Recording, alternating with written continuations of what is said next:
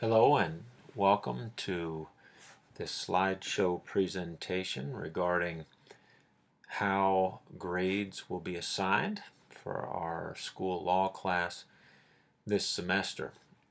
This presentation is intended not only to communicate how the grades will be calculated, but a part of the bigger picture, which is understanding what it is that you are to know or be able to do as a result of being enrolled in this particular class.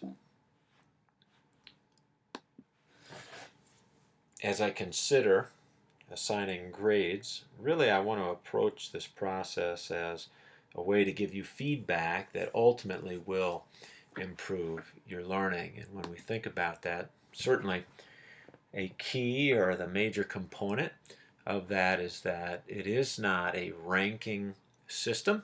I want to give you feedback, descriptive feedback that you can use to improve your performance or to move forward in what it is you're learning in the class.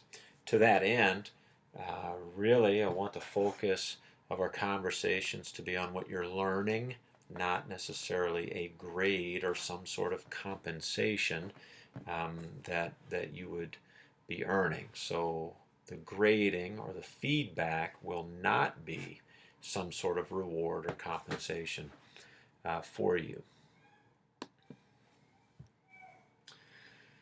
Two basic questions that I think differentiate or make a difference between learning versus earning. One question, what do I have to prove I know to get an A, or how many points do I need to get an A? Inherent in these two questions are two completely different focus points to consider. So at this point, I would like you to pause the video and reflect on the following question. As a teacher, which question do you wish your students would ask and why? Please pause. And having taken the time to pause and reflect on that particular question, another question, a little bit longer, so again I'll ask you to pause the video and reflect. But if as your teacher on the first day of class I tell you what you're supposed to know and be able to do, and by the end of the semester you know all of that and you can do all of that, what grade would you expect to receive? In other words, if on the syllabus or in some agreement that we had, you learned everything you're supposed to learn, what grade do you think would be a fair grade? And please write that answer on a piece of paper. Again, take a few minutes to pause and reflect on your answer.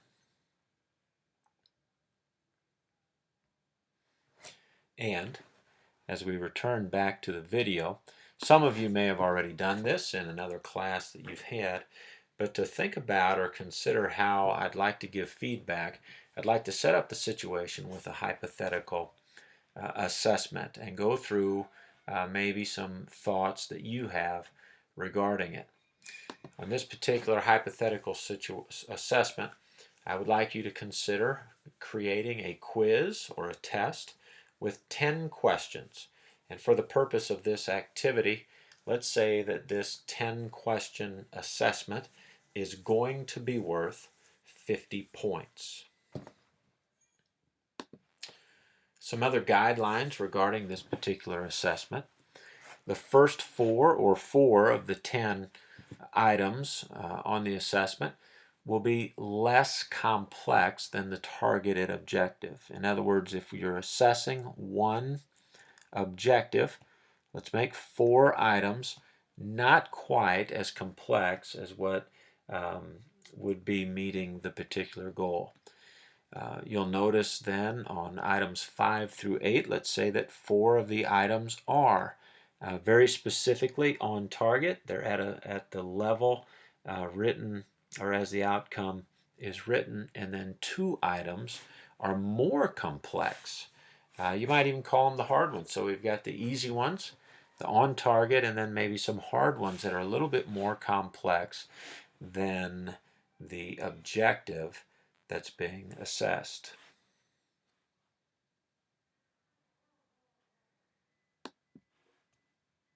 And again, if this assessment is a 50-point assessment, how will you distribute the points for each of these items? In other words, how many points will each of the items 1 through 4 be, the ones that were less complex than the written objective? How many points will the items 5 through 8 be? And how many points will you assign for questions 9 and 10? Please pause the video at this point to generate a point distribution that for you both makes sense and is a fair distribution of the 50 points assigned for this particular assessment.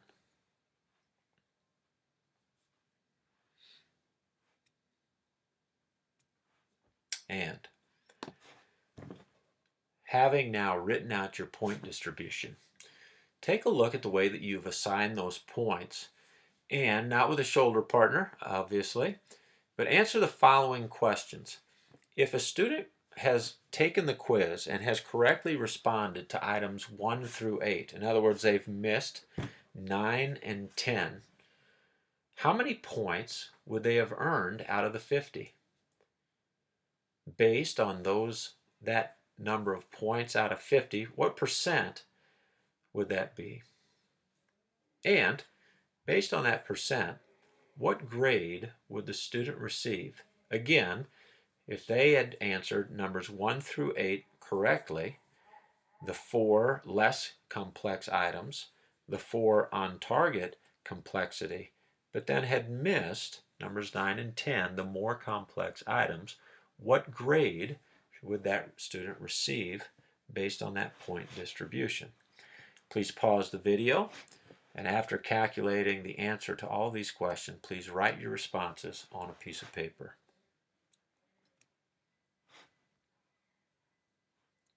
Another consideration for you as we think about providing feedback for learning in our course. Let's presume, or let's say that the Clean Refrigerator was a video game. And we know a little bit about video games, and some assumptions that I'll make here is that when someone plays a video game, they play a video game to move from one level to another level. Some cool things about video games is that they really don't keep track of how many times you die. You can always, even if it says game over, you can always restart the game and start again. But most video games, you'll start a particular level, and the objective is to move to another level. So for the sake of our description, let's say the Clean Refrigerator game is a video game targeted for students who are, say, in the 2nd grade. If the Clean Refrigerator was a video game, we might say that being at level 1 could be described in this way. Items stick to the shelves when they're picked up. The smells linger long after the refrigerator door is closed. Several items need to be thrown out, Tupperware and all. Now, if the refrigerator or the Clean Refrigerator was a video game, based on that level 1 description, we might have a level 2 description that looks like this.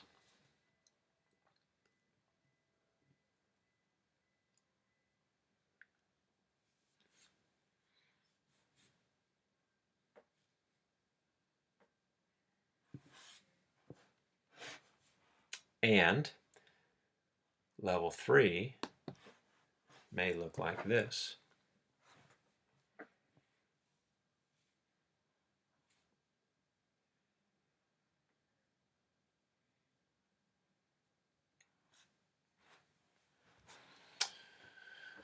So, for the sake of our conversation, one-sided though it may be, let's say that since our targeted age group was 2nd grade, that level 3 is actually the targeted performance. In other words, if a 2nd grade student was doing this, that'd be pretty dang good. That's our goal, to get our students to that particular level.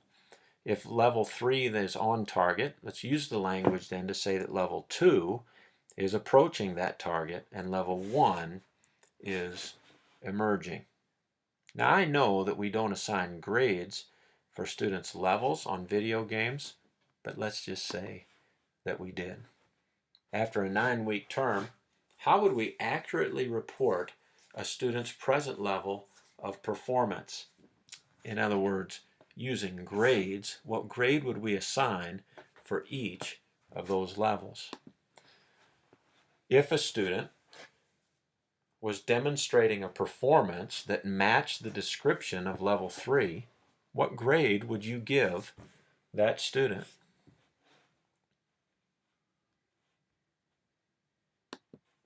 If a student's performance matched the description of level 2, what grade would you give that student? And if a student's performance matched the description of level 1, what grade would you give that student? Please pause the video at this point and write your answers on a piece of paper.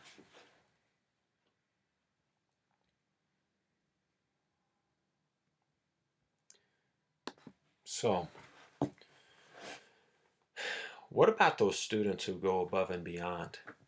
If you read some of Marzano's research or look online at the different levels, he will recommend a level 4 that is exceeding the target for a student at a particular level. So in our example, a level or a description of a level that exceeds the target might read something like this.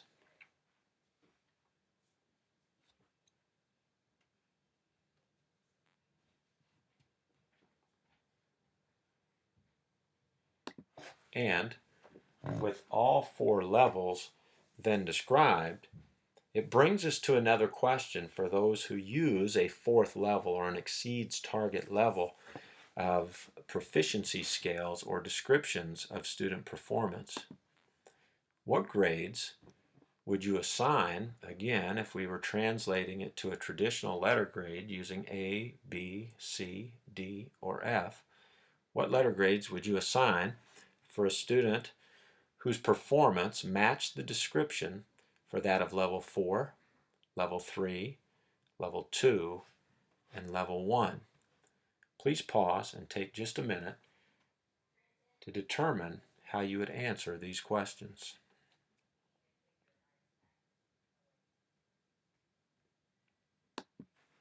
And finally, as we conclude our discussion and building some background information or opinions regarding the assignment of grades and the description of student performance, take a few minutes when you conclude this video to refer back to the scores that you calculated for student 1 on the 50-point quiz.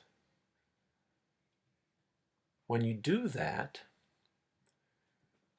when you consider the points, or when you consider actually the clean refrigerator game and the different levels that we described, exceeding the target, on target, approaching, or emerging, that student that got the first 8 items correctly, what level of performance was demonstrated by that student on that assessment?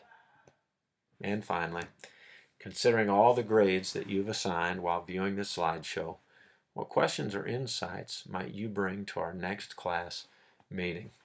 I look forward to seeing you soon and hearing all of your thoughts and ideas regarding providing the provision of descriptive feedback and trying to describe a present level of performance in our course. See you soon.